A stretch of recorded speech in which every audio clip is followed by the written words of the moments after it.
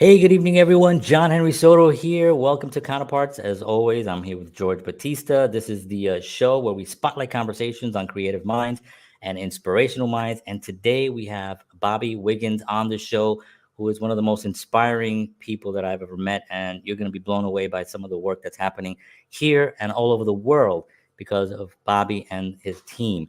So please hang out, stay tuned, and listen to a little bit of our jam music if I can find it here because sometimes it goes away. All right.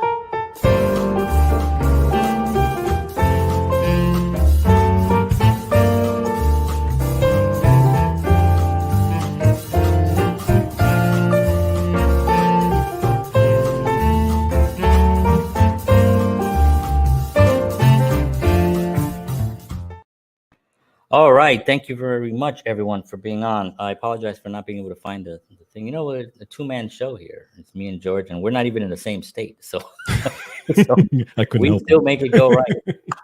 But as I said, Bobby Wiggins is on the show, and we're very excited to talk to Bobby. I don't want to take too much time because you know how sometimes I go off. But we want to just talk to give some love to our sponsor, George. We're gonna turn it over to you, and then we'll get ready with our a great conversation. Thank you, sir. So, as always, the Counterpart Show is brought to you by Wellness Resources, a family owned and operated nutritional supplement company providing the highest quality, clinically formulated supplements since 1985. Find out why Wellness Resources supplements are the top choice of health conscious individuals around the world. Go to myvitaminresource.com. And if you enter the promo code Counterparts, you will get free shipping on all orders. All right. So let's talk a little bit about our guest. And I'm excited today because it's going to be an amazing conversation and we're going to really learn some really good stuff here. So for 40 years, Bobby Wiggins has worked with the Narconon Program, helping thousands of people recover from drug and alcohol addictions. Recovering from his own addictions using the program, Bobby has accomplished a lifetime's worth of work, helping others, including reaching over 900,000 school children with live drug education presentations on 5 continents. Audiovisually, he has also reached over 13 million school children in over 11,000 schools throughout America. He was invited to speak at Britain's House of Lords to educate members of parliament on substance abuse and has trained agents for the Drug Enforcement Agency of the Philippines to deliver the drug education curriculum to students throughout schools in Manila. Currently, Bobby is working with the youth detention centers and other youth groups in various areas in Florida to change the perception of drugs in our youth. And I am very happy to have him on this program. So, ladies and gentlemen, without further ado, Mr. Bobby Wiggins. Woo! All right. Hey Hello. guys. How are So you? thanks for attending the show. I'll try to make it as interesting as possible, and I will definitely laugh at John's jokes for sure. You might be the only one. Yeah. An audience of one is all I need. That's what my mama always told me. But we're very, very excited to have you on the show. Some of your statistics are just unbelievable. The 900,000 school children. Also, audio visually, over 13 million school children in over 11,000 schools throughout America. I mean, I mean, these are stats that are just incredible. So we're so honored to have you on here. Thank you. We appreciate your time. George usually does the official questions because he's really good at like being more. I like to kind of free flow a little bit with what's going on. So I'm going to turn it over to George so he can start with our first question to you, and then from there we're just going to fly. Absolutely. Well, again, thank you so much for coming on and the amazing work. You know, as I dived into all your work and what you've done is just absolutely incredible. So I want to find out about you first. I want to find out, about your history, about what you went through, and then how this program helped you in your life. Well, shockingly, I started taking drugs at 11 years old, believe it or not. I had an older brother, 14 years old, who was smoking marijuana, smoking weed. And at the time, I was experimenting with alcohol with a friend of mine. That later on led to alcohol and marijuana. Somehow I made it to college. Don't ask me how that happened, but I made it there. And then the real drug use started. Amphetamines, barbiturates, amphetamines to stay up and take tests.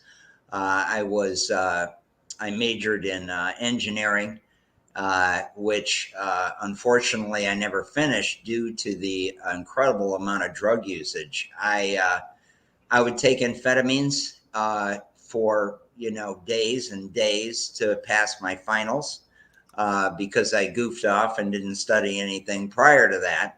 So I needed to stay awake all night. That led to a minor addiction, and alcohol was the thread throughout it.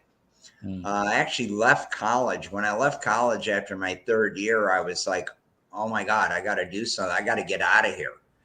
And basically went on a trip around the country and stayed away from all the people that were selling the drugs, all the people that I used drugs with. And I did manage to stay straight for almost a year. Mm-hmm.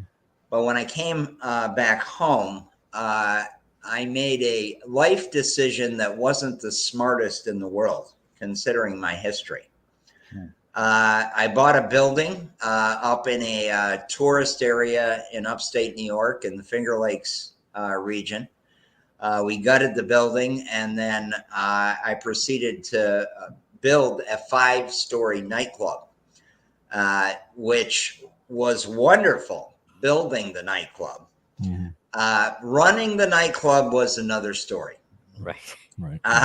It turned out that some of my customers were very big cocaine dealers, as well as other things.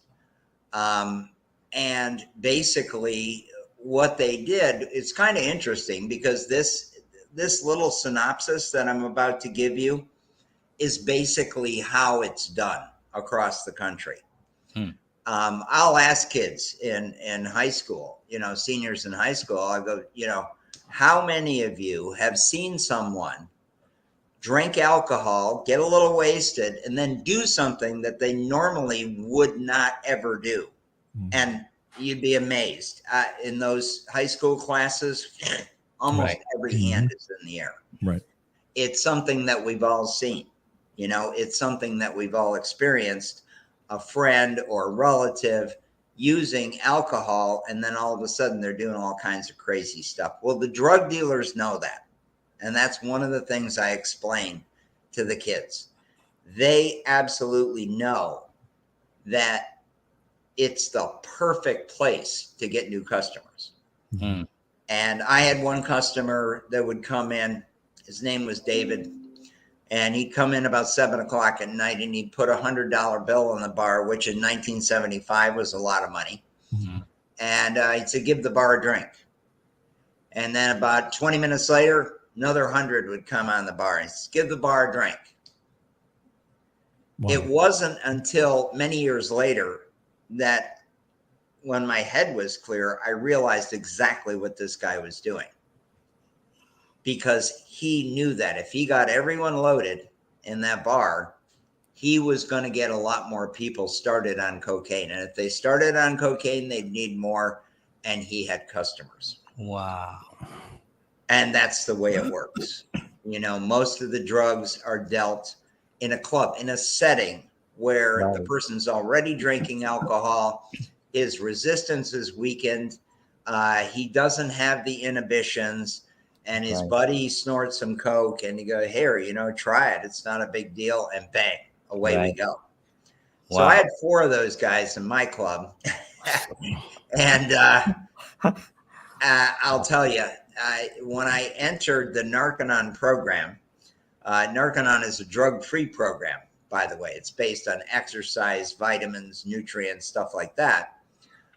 When I entered the Narconon program, literally, when you're in the bar business, one of the first things you have to do is clean up the back bar. And the very first action you take is cleaning out what's called the speed rail. Now, the speed rail is the cheap drinks. It's the cheap vodka. It's the cheap gin. You make rum and cokes, whatever, right?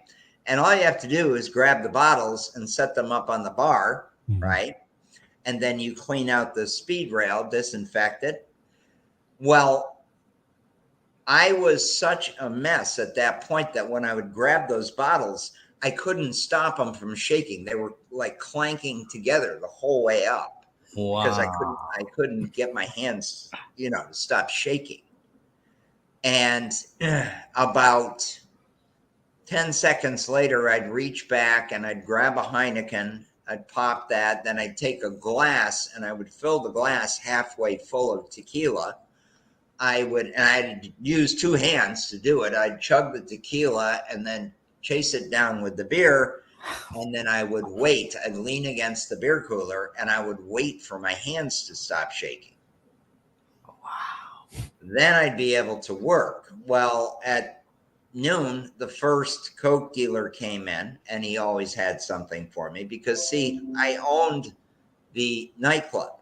So they knew if they kept me in cocaine, they had free range in my club. I didn't realize it at that time, but later on when I was doing the Narconon Program, I was like, oh my God, that's what he was doing. Wow. So I entered the Narconon Program in December of 1977, and through a lot of, hard work, vitamins, minerals, exercise, we do something called, at Narconon, we call it a sauna detox, where you do a program that actually flushes all the old drugs out of your body, because most drugs are fat soluble. They will lodge in the fatty tissue of the body. Right. And there's a whole story behind that, but I don't want George's question to take like 40 minutes here. That's okay. So I had a quick one. It wasn't so much a question, but as a statement, just on how it stopped you from shaking. It just is such a clear example of addiction. It's something that people say, I've heard people say, because I grew up in the South Bronx and I grew up surrounded by a lot of drug use and a lot of that mess in the 80s, where we had the crack epidemic that basically just decimated my community, from families to friends that I had and everything. But they called it medicine. Yeah. They would say, I need to get my medicine, because it stopped them from doing something that they thought was not right. Not realizing that it's that's causing that. And it's what a trap. I mean, it's amazing that you were able to find that program. It really is an incredible trap. It's unbelievable. And just a quick part of the definition of it, well, drugs are essentially poisons. A small amount will stimulate, wakes the person up. Take more of that same drug and it begins to depress. It will slow the person down, Enough of the drug fast enough kills them dead. But part of that definition is also that drugs relieve a person of an unwanted condition. That could be as simple as boredom, right? They don't want to be bored. They take the drug and it sort of lifts them out of that boredom or stress or whatever it is, whatever the unwanted condition is that they're trying to relieve. The problem is that there's a tremendous nutritional burnup as well as other mental phenomena. And when he comes down off the drug, he comes down in a slightly worse state, but it's not enough for him to see it. He's blind to it, see? So he goes, well, that relieved my condition. Boom, here we go. And that's perfect, John. Just the way you said it, that is the trap. It's like little by little, it worsens and you need more of the drug. I mean, it's really that simple. Yeah. I mean, I've had friends that unfortunately, they passed on from it.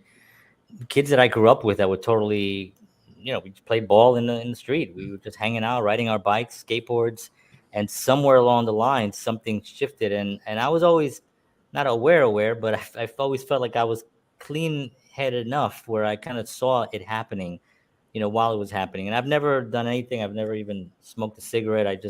My grandparents were always on top of me. They raised me, and I just never really went that route. Drink a little bit here and there, wine. But one of the tragic things was that these guys were so young. I'm talking about like you said, 11, 12. I mean, I remember seeing a drunk. I mean, you know what it is when you see a 2 or 3 drunk 14-year-olds? It's tragic. My daughter is 11. Yeah. You know, Yeah. I mean, I get like horrified just thinking about that. Yeah, it's interesting how young and, it's not an accident. One of the parts of the series that I did that we actually did a science study on Narconon drug education. We were approved by the U.S. government. They have to review it, and it's reviewed, evidence-based, and outcome-based program. But what I saw, having done that, is that a lot of programs just leap right in and say, hey, if you take drugs, you'll die. Well, I lost 5 friends who did die from substance abuse. But that is so unreal in the big picture. Is basically you have to educate the kids on, okay, why you don't take drugs. Not like, okay, I'm going to take them and I'm going to die, right? Right. You have to educate them on, okay, what it actually does to you physically, mentally, emotionally, and even spiritually, what happens. And it's funny, if you do it correctly, you lay it out, then this happens, this happens, this happens. The kids that I'm talking to, they've seen it. They've seen the exact thing, the exact pattern that I'm going through. And so it's like, boom, that's what gives it the credibility. Right. And if it's got credibility with the kid, bam, then it'll have an impact. Right.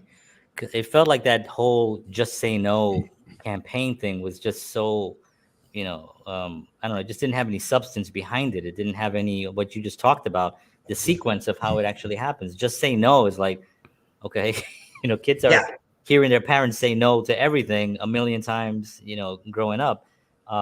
So anyway, sorry, George, I'll give you a chance. No, that's okay. So one of the things, and you've talked about, I've seen some of your videos, and you've even talked about it here on, why someone would take drugs, why, what are some of the reasons why people would do it. Okay. And specifically, I'm a big proponent of personal responsibility and, and confronting these types of things or whatever issues you have.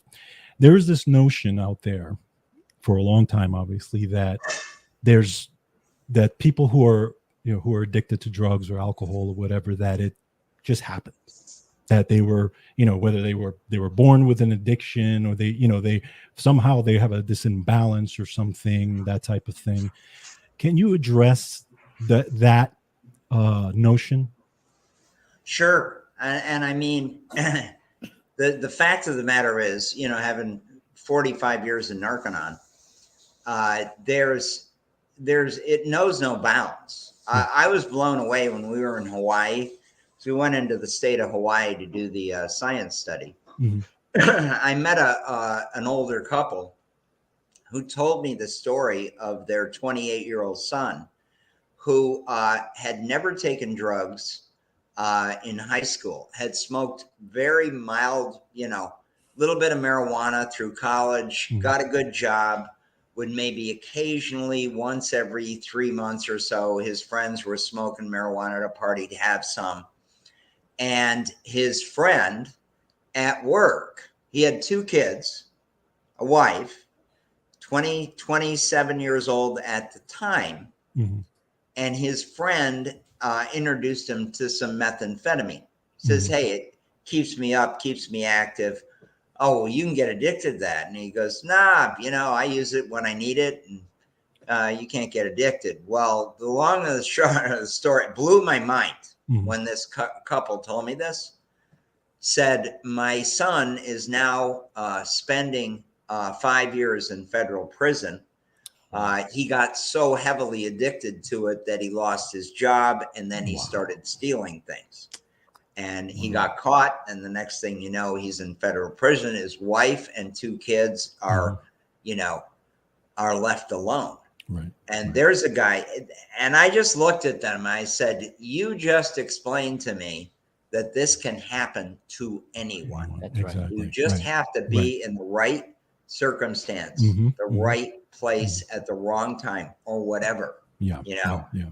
And that's what I found at Narconon. Blows my mind. I had to get a guy off drugs who was a Mormon bishop. A Mormon bishop. Wow. And he got addicted to painkillers because they're legal. And then all of a sudden, he can't get enough. And so he's on the street and he's getting it. This is a Mormon bishop. Guy was the nicest guy in the world. Again, wife, 2 kids. It just like, it has no bounds. Yeah. You know? Yeah, Right. Absolutely. The person either like wakes up at a certain point and goes, wow, Right. I got to do something fast. Yeah. Or they don't. Right. And if they don't, I've seen it go both ways. Okay. And Wow. it's unbelievable. Anyway, I hope that helped to answer your question. Definitely. Yeah, absolutely. And that the personal responsibility that George just mentioned, you know, you get to the point where you're not even seeing that you don't even see that you're not taking personal responsibility. That doesn't even occur to you. You're just Correct. trying to, like you said, you're trying to resolve something. There's something that you need to handle, and you think that this chemical is going to do that. Maybe, and this poor guy now in prison, losing his family, it just proves that he took responsibility at some point. He went to school, he got married, he had kids, he had a job. So he was taking responsibility, and just boom. Yeah. That's it. Amazing. I wanted to ask you a question about in recent years, the legalization of marijuana and all the stuff that's going on in that area. It seems that it seems like the whole country is going that route, unfortunately. What are your views on that? Well, in the first place, it's kind of interesting. My son works in Los Angeles, works in an industrial area, and they decided to do a little campaign it was a legalization of marijuana. It was already legal, but they were going to have these shops down there. And they thought, well, we can at least go out and do a petition. They were blown away by the percentage of people who didn't want that in their neighborhood. Right. They did not want weed. They did not want these dispensaries. It's just, to me, they get very clever on getting that stuff passed in areas. You know, they either do it at 11 o'clock at night, and they make sure they got their guys there. And it's like, it really is incredible. I mean, Denver, which was one of the first, they have a massive campaign going in Denver by the citizens going, this has to stop. This is crazy. And then they run the same lines across the country that are just absolute lies on the whole thing. The crime rate goes up. Kids do die because the THC content in marijuana, the last time I smoked marijuana was 1977. The THC content was about 3%. That was strong marijuana. Today, it's running 15 to 48%. Well, 48% is 16 times more potent for the same thing. So the kid smokes one joint or one marijuana cigarette, and bang, the amount of THC. When I was in London, I'll just tell you this. When I was in London, they had already opened up what were called cannabis psychosis centers. You can look it up. Oh my gosh. And there were several of these cannabis psychosis centers around London.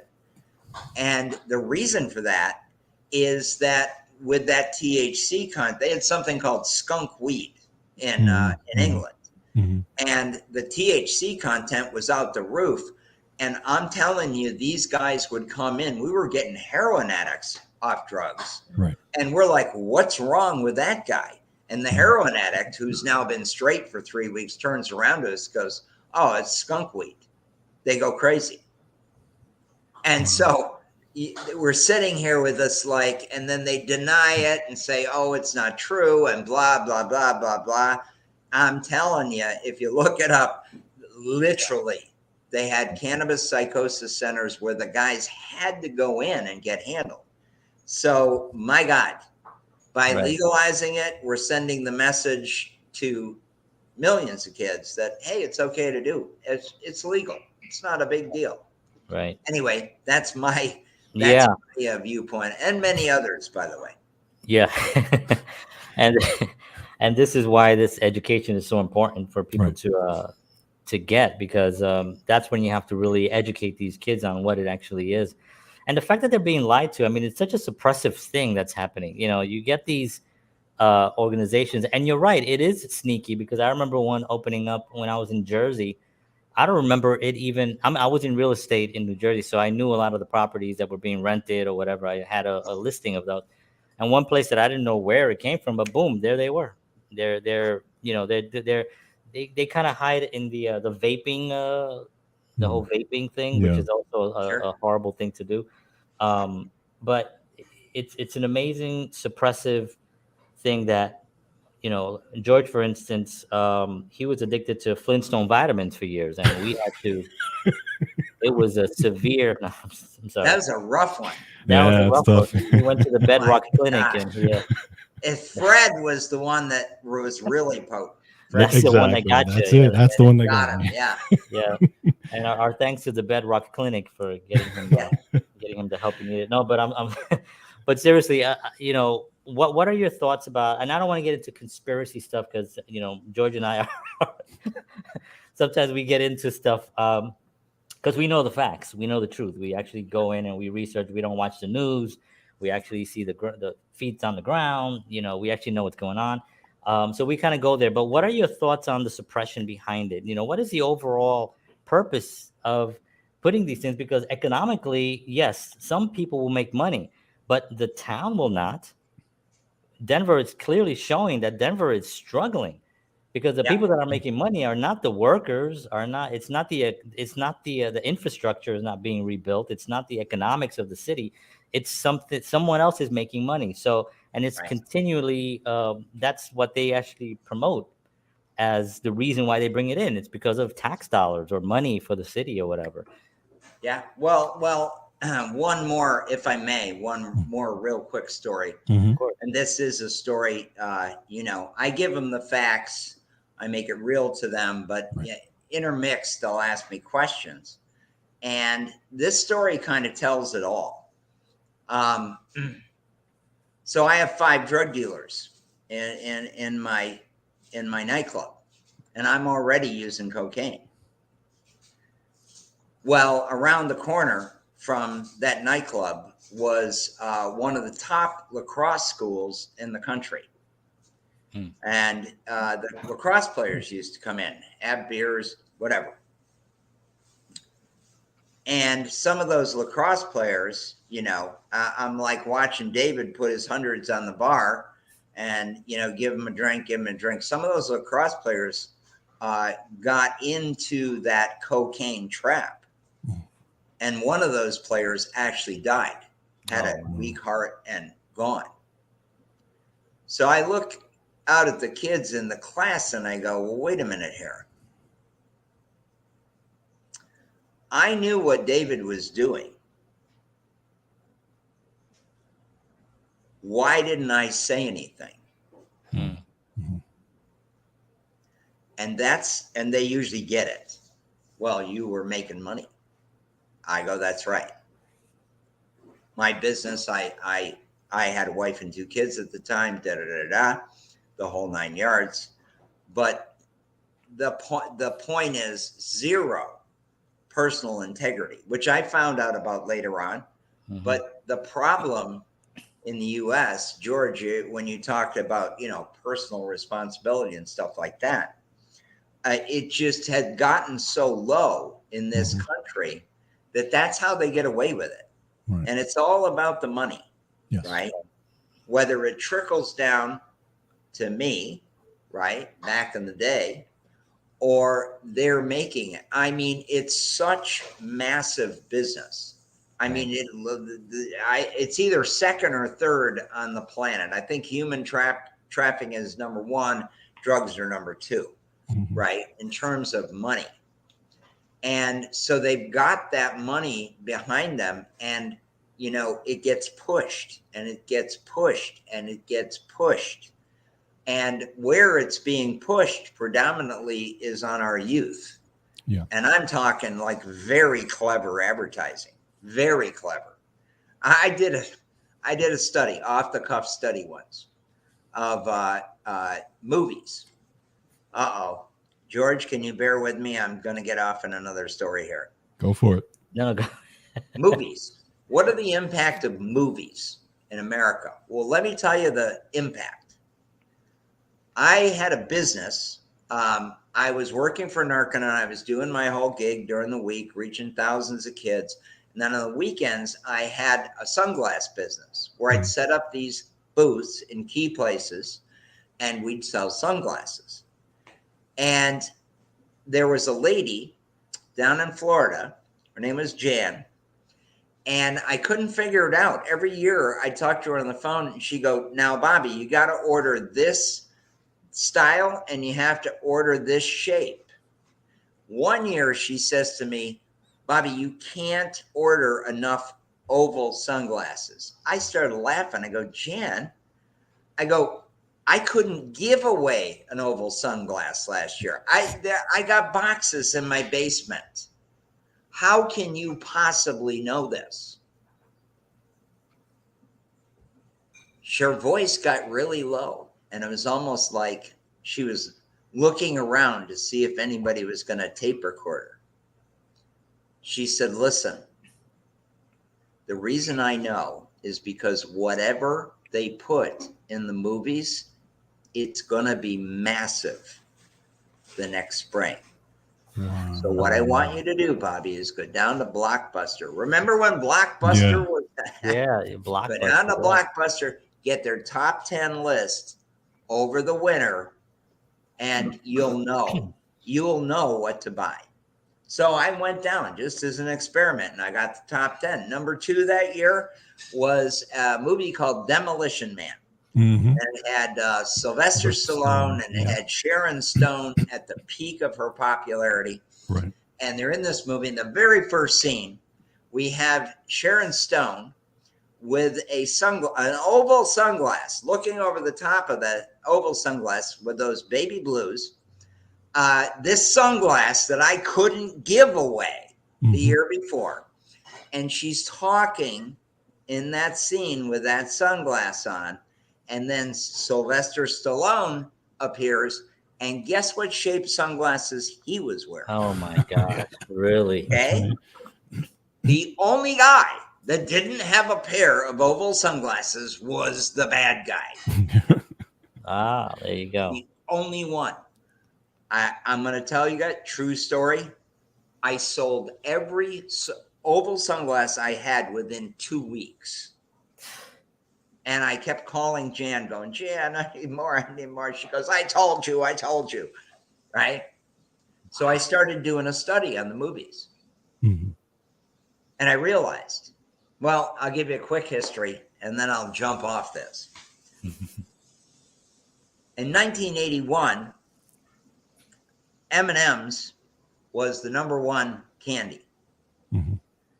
And then there was a little tiny company that was beginning to make waves.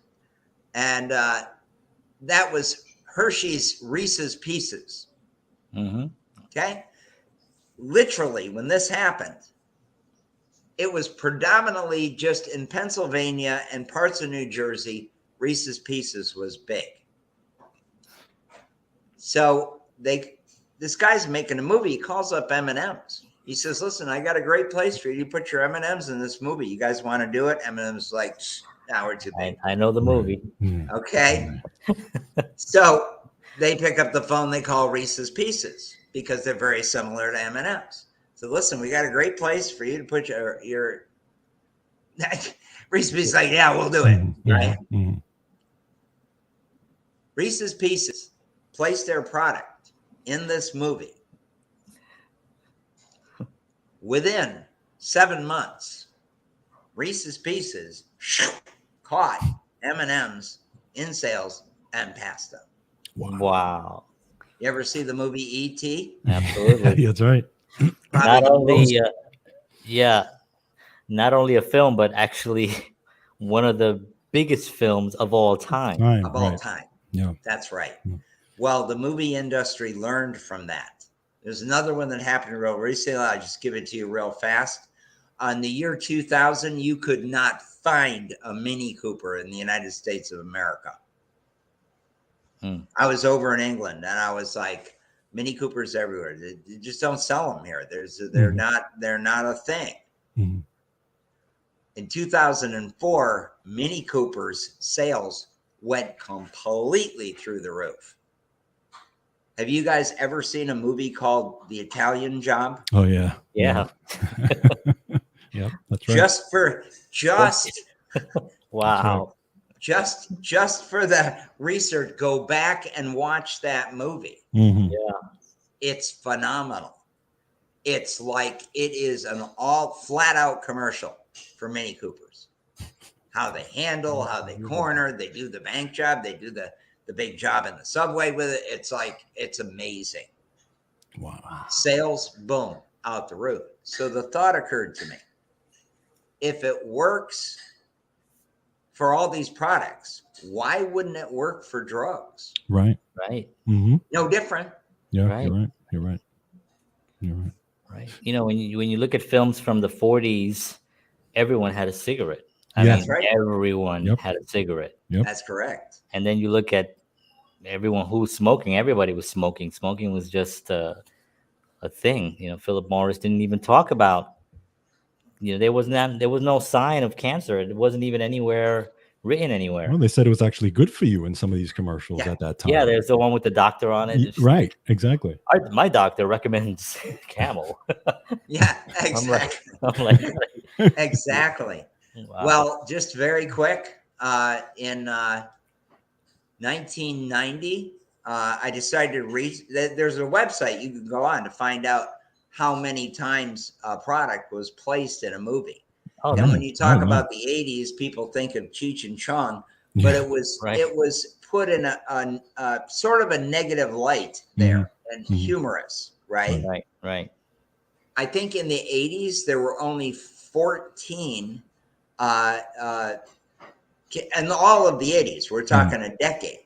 Right. There was only 14 movies that contained kids smoking marijuana. I think Hot Times at Ridgemont High. I can't remember all of them, right? In the year 2005, there was about 100 movies that had teenagers smoking weed in it. Wow. Right. Wow. And it goes up every single year. So what happens? The perception is it's normal and everybody does it. Yep. Once they achieve that, boom, there go the sales. Right. Anyway, that was a lot of information. No, I love it. I love it. That's you know, you don't realize the power of, I mean, I'm a filmmaker, so I know the power of film because film have influenced me in the positive light. Mm-hmm. But there must be committees. I'm thinking now, when a film is coming out, there must be like a team of people to figure out how they can product place certain things in this film, and then they get together and they come on and they call the CEO of this company and that brand, and then they all. I mean, it's such a and Hollywood has become, unfortunately, a sales pitch for the negative. Yeah. Mm-hmm. You know, for things that are really suppressive and destructive. Absolutely. You want to hear how crazy that is? Mm-hmm. I was invited to do this. It was one of the top private schools in the country, right?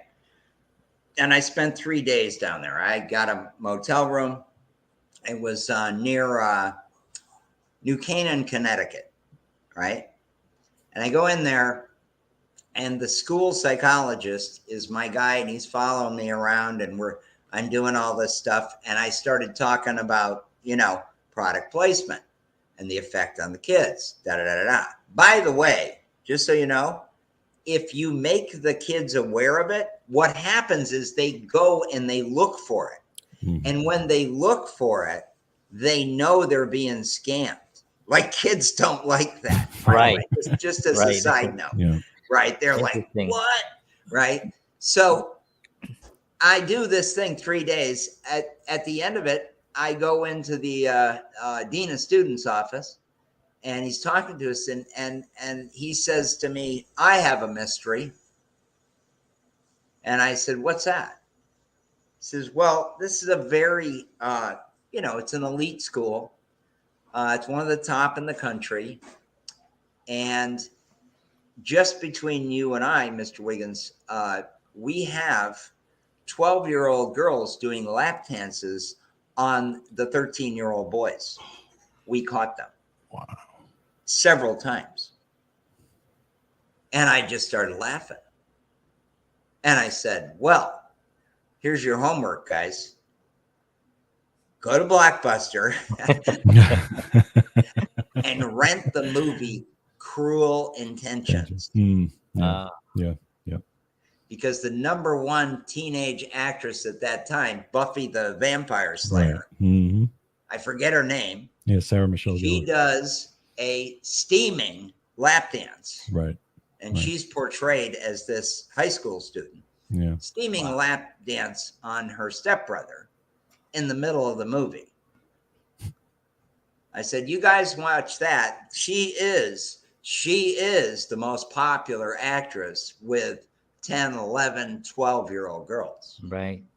You watch that, you will no longer have any mystery of why you're catching these kids. Right. You're right. Anyway, there you go. George, over to you. You can ask me another question, but it can be dangerous. No, absolutely. Well, I wanted to ask you, because I've known people even in my own circles who have struggled with addiction and who have been in and out of rehab, have been clean for a while and go back in again. And it's just that endless cycle. Now, for a gentleman like yourself, you went in and you clean, and then that was it, right? You after that, you made it your mission to help others. But so I wanted to ask you, what do you feel is I guess what do you feel is the difference between a person who goes through that endless cycle and and goes back in, it could be a year, 2-3 years later, versus a person who just never does it again? Yeah, well, I've got to acknowledge the Narconon Program. By the way, narco is Greek for drugs. Non means no, because we don't use drugs in our rehabilitation methods. Mm-hmm. That helped a lot. It's also the decision. The person has to go, and that's it. I've had it. Right. So that gave me my jump start. But think about this, right? Okay, I'll give it to you real fast. One of the problems with drugs is most of them are fat soluble. In other words, when they go through the person's bloodstream, because they're fat soluble and the fat's butted against the bloodstream, a lot of those residues go into the fat. So the person starts to get a storage of drugs in his body, doesn't even realize it, right? And the brain tissue is fat tissue, right? Right. So you've got the fat all over the body. Let's say the person's, I don't know, using the drugs once a week. Well, at the end of a year, he's now done it 52 times. And he has a certain amount of storage of those drugs in his fatty tissue. So let's say, I don't know, let's say the guy's like, he goes, "That's it. I've had it. Ruining my health. I'm done." And he stays off drugs on his own willpower for 3 months. He gets up in the morning, gets in his car, he's driving downtown. He looks over and he sees his buddies over there playing a game of basketball. Goes, "All right, a basketball game." Pulls over, starts playing basketball, dribbling, shooting baskets, working up a sweat, burning up lots of energy. But what else do you burn up in your body when you get exercise? Yeah. Fatty tissue. Fatty tissue. Yep. Exactly. Wow. When that fat burns up, a small amount will actually trigger, just like it went through the wall of the vein, it triggers back into the vein, and that guy gets a little tiny taste. I call it the hidden enemy. Okay. He's got a little tiny taste of it, right? Wow. Get the picture of your favorite food, whether it's a certain type of pizza or it's ice cream, whatever it is. and I set that food down in front of you, you haven't eaten in 8 hours. Right. And you take a big bite of that pizza or ice cream, whatever it is, and you get the taste in your mouth, and all of a sudden I take the whole thing and I dump it in the trash. Mm-hmm. What are you going to want more than anything in the entire world? Right. Exactly. Right? That's what this guy, so he gets done with his game. He had a great game. He pulls his car out, and about 15 minutes later, he doesn't even know what's happening to him. Mm-hmm. It's the hidden enemy. He goes, Wow. pulls the car over. Next thing he knows, he's on the phone and he's calling Joe Schmo, the drug dealer. Mm-hmm. He goes out that night and he takes all these drugs. He wakes up the next morning. He goes, what an idiot. Right. I was off drugs for 3, and now I'm back on him again. He might give himself all kinds of wrong reasons as to why that happened to him. Well, what the Narconon program does is, first of all, get the guy healthy enough to be able to do that sauna detox program, because you have to be able to run 2 to 3 miles a day. Mm-hmm. Right. They get them to that point, and then we'd go out and we'd run and we'd sweat in a sauna, and literally, if I had any doubts, by the 10th day of that sauna, I could feel the old drugs coming back out. They told us that would happen. Wow. You know, next thing you know, I'm sitting in a sauna, I'm high on marijuana, or, you know, my nose is running in the back because of the cocaine, whatever it was. At any rate, at the end of 31 days, it was kind of like, who turned on the lights? And where have I been for the last month? Incredible. Well, my energy level quadrupled. I felt amazing. So I went on to the next step of the program, which handled a lot of the mental effects of drugs. Mm-hmm. And then finally, the last stage of the program would handle the emotional effects, and finally, life skills to give you life, to keep you off drugs. Right. So you can imagine that a lot of programs, I've encountered lots of programs in 45 years. Right. 5 days after in the program, they're sitting down doing counseling, and they're asking them questions about the addiction. It's like, no. You got to get that guy healthy beyond belief. You got to handle the physical component. Then you have to handle some of the mental, and then you do blah, blah, blah, blah, blah. So there's a sequence to it. There's a sequence. Yeah. There's an absolute sequence. Yeah. And you do it out of order, man, you're going to have a train wreck. Right. Anyway, I feel very fortunate that I found that particular program that helped me with my addiction, and I've never looked back. I do want to talk a little bit about, before, because we're at 48 minutes, about the, I'm just going to read right here from your bio where it says, United States Substance Abuse and Mental Health Administration approved the Narconon Drug Education Program as a reviewed and evidence-based program. I mean, that is humongous that the United States government actually has recognized this program. Can you talk a little bit about that, how that came about, and a little bit about that process? Sure. Well, I used the information gleaned from Narconon. I know drugs lodge in the fatty tissue of the body. Drugs are essentially poisons. I mean, that's a biggie.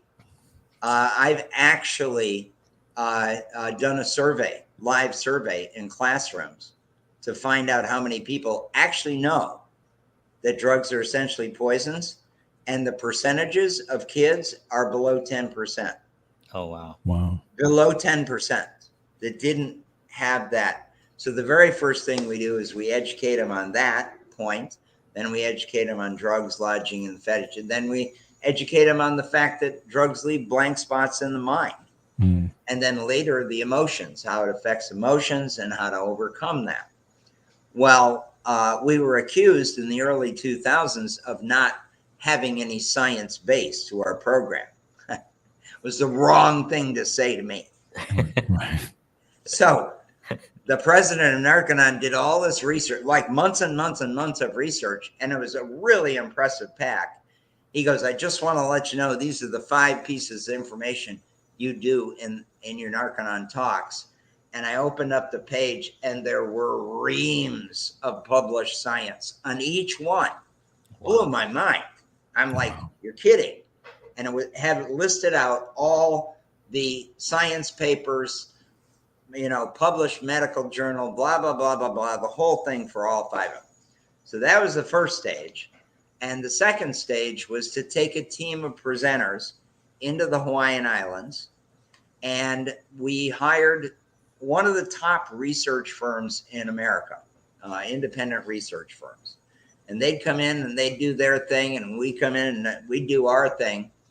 And the entire program, to get all that research, it took us 15 months nonstop, pretty much every day, in various classrooms around Hawaii, and then various classrooms in Oklahoma, because that we got our widest ethnic swing with those kids. And we really went for blood on it. I mean, a valid study is 200 high school kids.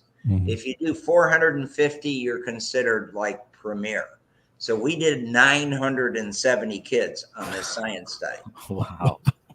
The research scientist who did the study, Dr. Richard Lennox, on his own dime, flew from the Research Triangle in North Carolina, flew to Los Angeles, and met us in a restaurant. And he looks at me, he says, I suppose you're wondering why I called you guys here today. It was the whole team, right? And I said, yeah, I was kind of curious. And he said, well, the first thing I want to let you know, Bobby, I told Marie was our internal scientist that worked for Narconon. I told Marie, this will never work. I'm telling you, this program will never work. I reviewed your program. It's not going to work. So he smiles at me, looks at me, he goes, so I was kind of the perfect guy to study it. And he says, okay, I have a stack. And he had a stack of papers that he put in the middle of the table. I'll leave this with you guys. It won't mean much to you. It's all numbers and crunching. But I'm going to tell you this. And this is why I called you here, because I'm a scientist. And scientists don't say these things publicly because we're scientists. Right. But I just wanted to let you guys, in 27 years as a research scientist, I have never, ever seen results like this. Wow. You guys studied change of attitude, which everybody does, but you also studied change of behavior. In other words, you had to have a 14-year-old kid walk into your first presentation like, marijuana lives forever. I will smoke till I die, right? And then they had to be off drugs 30 days later per our research, and then 6 months later, and a year later.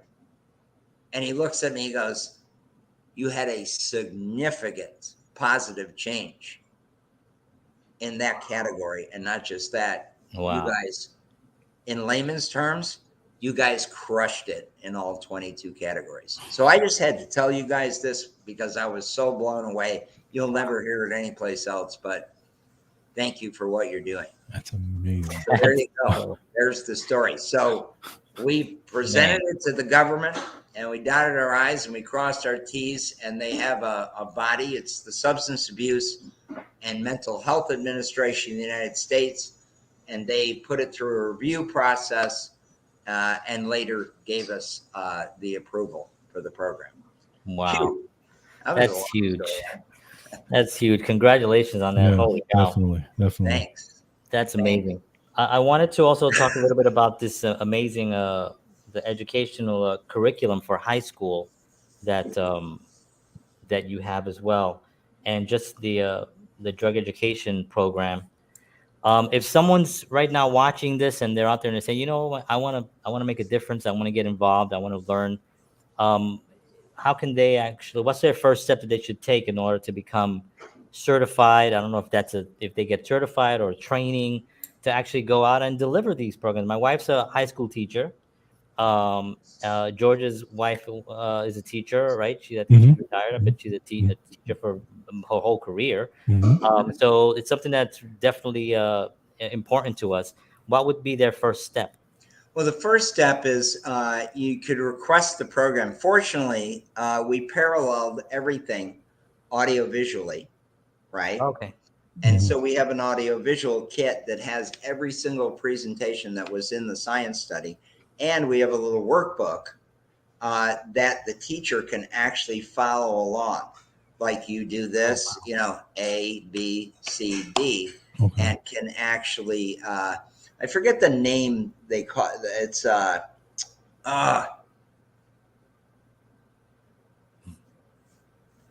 okay, that's what happens when you take drugs. That's what I tell the kid. That's why you don't take. I'm going to have my lovely assistant help me here. So when they go in and they use the kit and the teacher actually uses, they call facilitator. Thank you, Barbie. Facilitator. A facilitator of the program. Okay. And that would be the website you have on the bottom. I believe that's correct. drugeducationprogram.com. Okay. Actually, and the government pays for the kit. In other words, if you just submit the codes, they pay for the entire thing. Then we have support. I can do by phone with whatever teacher wants to deliver it.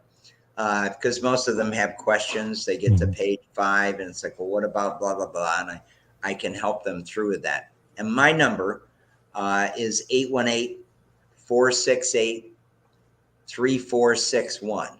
It's 818-468-3461. And I'll be happy to help anybody through it, you know, because like I said, they do have questions and I don't mind answering them. And I don't take as long as I did on George's question. No, but we really appreciate this information because this is exactly what George and I were talking about earlier. You know, George is also a wellness coach. He's very much into health and fitness. I'm very much into health and fitness, and we're raising our families that way to be clean mentally, spiritually, physically. And this is exactly the kind of program that I think George and I will probably dive into more. And we'd love to do some, maybe George, you and I will talk. Maybe we can do a whole presentation on a whole show just based on this program, because I think it's the kind of thing that it's right up our alley, as they say. Great. Great. So we want to thank you so much for being on. Before we go, during the last 2 years, during the last pandemic, obviously there was a lot of people going through, struggling, difficult to get out of the house, afraid, all those things that were going on. And what we do is we usually ask our guests if there's anything that they could give advice or some type of motivation or something to those that are watching now that are still kind of maybe on the fence on getting out there and living or researching or doing whatever they want to do. Is there anything that you would say to those? Yeah, actually, what my wife and I started doing was we started taking long walks, and they were unbelievably therapeutic. Noticing things in the neighborhood we hadn't noticed before. And we would walk for blocks and blocks and blocks. Yeah. And it was awesome because it revitalized us mentally. Mm-hmm. It revitalized us physically because, like you said, everyone was tied to the couch. Right. But that I found is so amazingly therapeutic. Just get out and take a walk. Walk 20 minutes that way, 20 minutes back. Notice some things you haven't noticed before. You'll be amazed. Yeah. And that's one of the things I loved about living in New York was I did a lot of walking in New York. Mm-hmm. Unfortunately, I live in Nashville now where we don't walk as much, but we do have some beautiful parks here where we walk in. So thank you so much. I have somebody said would love that. Yes, Rachel, definitely walking is something that is really important. And it also just gets you destimulated from whatever you're stuck in because you're focusing out there as opposed to being in the house and looking at Netflix. If you're dreaming about that sound in Netflix, dun dun, the beginning, It's like, all right, time for you to go take a walk. Yeah. All right, Bobby Wiggins, thank you so much for being on the show. It was a pleasure. We'd love to have you back again Absolutely. anytime. We're available here, and we'll definitely be taking this episode and chopping up these golden nuggets and putting them out there for people. And just once again, I just want to show real quickly again the site where you can get some information, as well as the Narconon program. If anybody has any questions, you could always email us as well or message us on any of these platforms. We're on 8 different platforms right now. But want to thank you, Bobby, for being on. Appreciate you. Hang on tight, and we'll be right with you. Thank you so much. Thank you. Very welcome. You see? Amazing information. Amazing. Kind of show Yes. that I want to just keep doing. Yes. From now on, Absolutely. And thank you so much for everybody that watched. We appreciate y'all very much out there. George, thank you very much as always. We'll see you all next week again live, 7 p.m. Central, 8 p.m. Eastern Standard Time. For Counterparts, George Batista, John Henry Soto. Thank you. Have a wonderful evening. And as always,